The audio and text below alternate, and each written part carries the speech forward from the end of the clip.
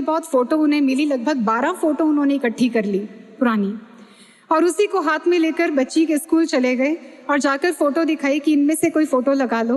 उन्होंने कहा कि इनमें से कोई भी नहीं चलेगी, ये सारी फोटो पुरानी है, अभी की फोटो चाहिए, इसलिए आप नई फोटो खिंचवा कर लाओ। तो उन्होंने कहा मेरे पास पैसे नहीं हैं। उन्होंने कहा ये तो आपको इंतजाम करना पड़ेगा, आप देख लो, लेकिन लगेगी तो अभी की फोटो, करंट फोटो चाहिए, पुरानी नहीं चलेगी, आप ये ले जाओ। अब बड़ी रिक्वेस्ट करी, बड़ी मन्नतें करी कि आप देख लो, इनमें से कोई लगा दो। उन्होंने कहा ये नहीं चलेंगे, आप जाओ। फोटोज हाथ में पकड़कर वो वापस आ रहे थे। स्कूल से बाहर तो आ गए, लेकिन समझ नहीं पा रहे थे जाऊं कहाँ। फोटो खिंचवाने के पैसे हैं नहीं कि मैं फोटो खिंचवाने के लिए चला जाऊं, घर जाऊं तो घर जाकर भी क्या करूंगा, ये भी काम जरूरी है, समझ नहीं पा रहा करूं क्या। वो कहते इतने में मुझे महाराज जी की बड़ी जोर से आवाज आई, मुट्ठी खोल कर देख। उन्होंने सोचा मेरे मन का कोई विचार होगा, आगे बढ़ते रहे। थोड़ी देर के बाद फिर एक आवाज आई महाराज जी की, मुट्ठी खोल कर देख। उन्होंने फिर इसको इग्नोर किया। अब तीसरी बार महाराज जी की आवाज आई, मुट्ठी खोल कर देख। उन्हें लगा मैं खोल कर देख ही लेता हूँ।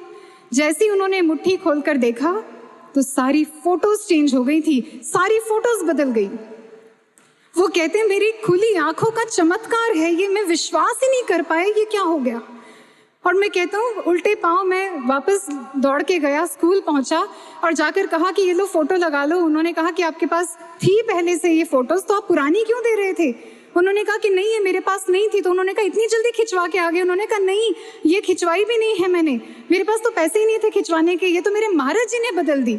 वो कहते हैं ये कैसे हो सकता है, ये तो असंभव है। और सच में असंभव ही तो है। उन लोगों के लिए असंभव है जो गुरु सत्ता को नहीं पहचानते, जो उनको अपना नहीं जानते, लेकिन उनके लिए असंभव नहीं है जो पल पल उनकी कृपा को अनुभव करते हैं, उनको जीते हैं और हमेशा याद रखते हैं, क्योंकि वही गुरु के सच्चे साधक बन पाते हैं।